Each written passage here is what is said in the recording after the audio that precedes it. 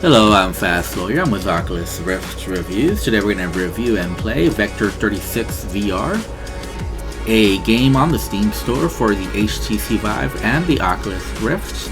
Now, you don't use motion controllers for this game. You got to use either a gamepad controller or keyboard and mouse. It does work with some HOTAS controllers as well. I played with the Xbox 360 controller, and they worked fine with that controller. I didn't mind. Since this is a racing game, I think controllers work perfectly fine. This might be best though with a HOTAS. I didn't try that. I do have one, but I just didn't try it. I purchased Vector 36 a while back for $15.99, and this is one of the few games that I actually requested a refund and got my money back. I just didn't enjoy the game. So now it's probably a year, maybe 2 years later, and I see the developer has made several updates to this game. Two major ones. First, they added multiplayer, which is good.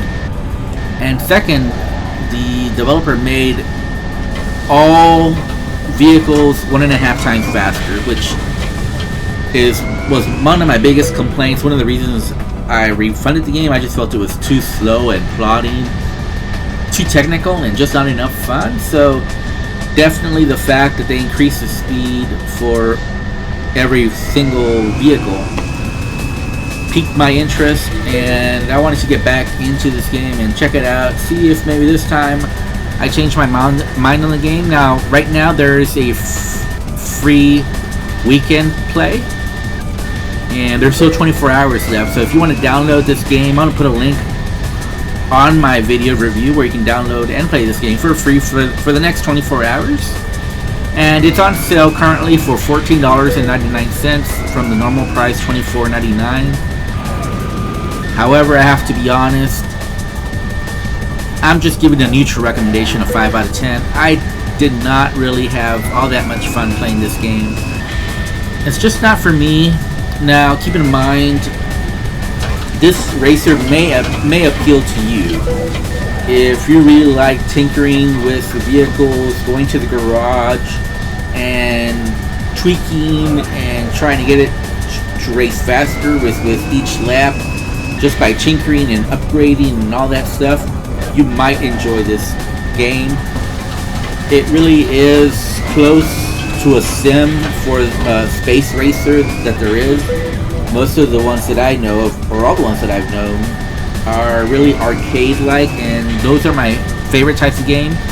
In fact, my favorite racer is Forza Horizon, which I believe, in my opinion, does the best job of combining the best aspects of sim racing with arcade racing, and just has the best mix of fun and challenge. And so that's why I love Forza Horizon. So that's where I'm coming from.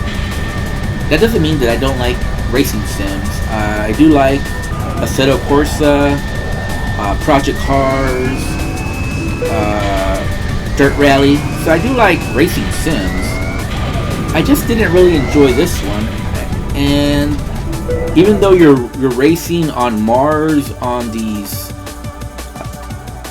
what are basically hovercraft-like ships, hover racing vehicle, it just wasn't a lot of fun for me. I still found it a little too slow and plodding, and I found that most of the difficulty was not in the actual racing, but just in your vehicle. So I did two different types of race for my video. The first one that you're seeing is just the normal quick racing. So the instant racing, you just get a ship already assigned to you, one that's perfect for the type of race that you're doing. So it's much easier to win. It's more about your racing skill.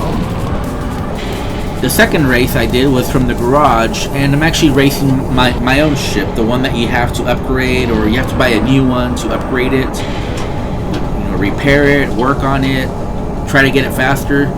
So this is basically like a career type racing, and you start off, this is the beginner hover vehicle that you have, and it's very slow, it's very bad.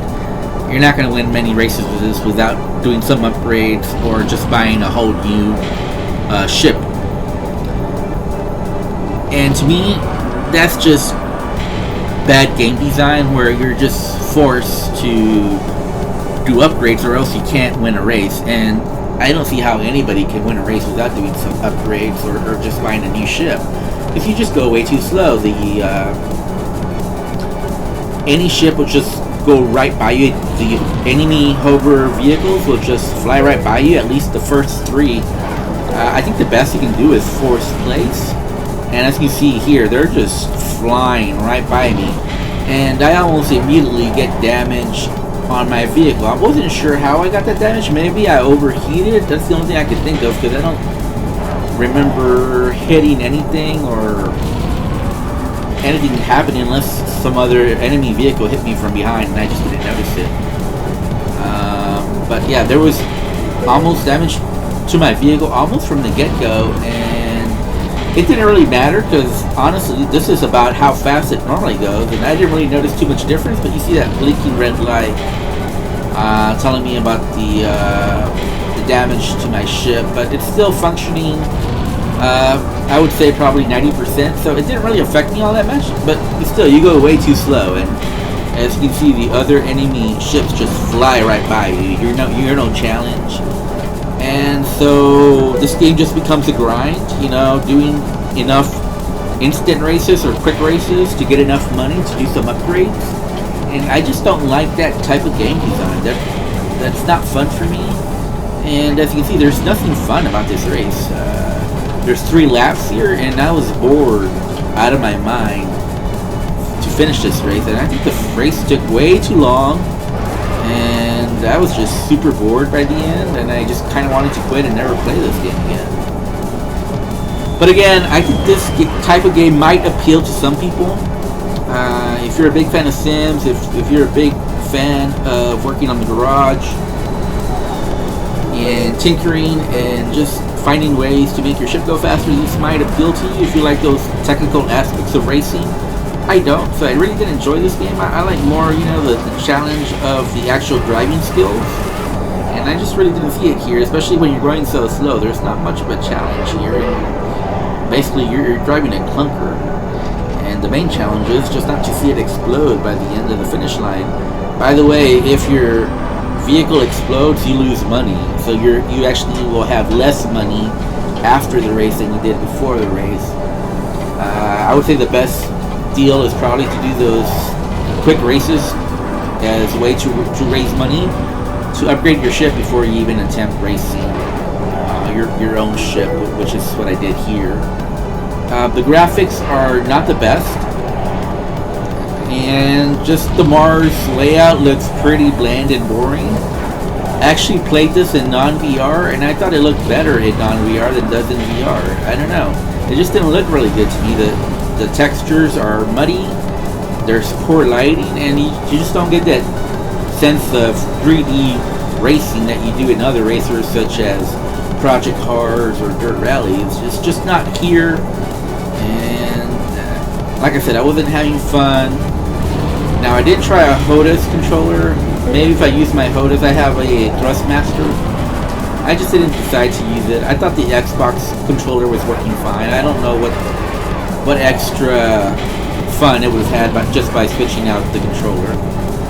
I didn't have fun, so I don't recommend this game, but it might appeal to some of you out there, so I'm going to give it a 5 out of 10. In any event, it's free to try. There's 24 hours left where you can still play this game for free and try it out for yourself, see if it appeals to you, but I can't recommend it. I'm going to give it a 5 out of 10. I'm Fast Lawyer. I'm with Oculus Reviews. And yeah, you can keep watching my video, keep watching me do laps around this race, and I think you'll understand why I didn't enjoy the game. Thank you. Have a wonderful day. Goodbye.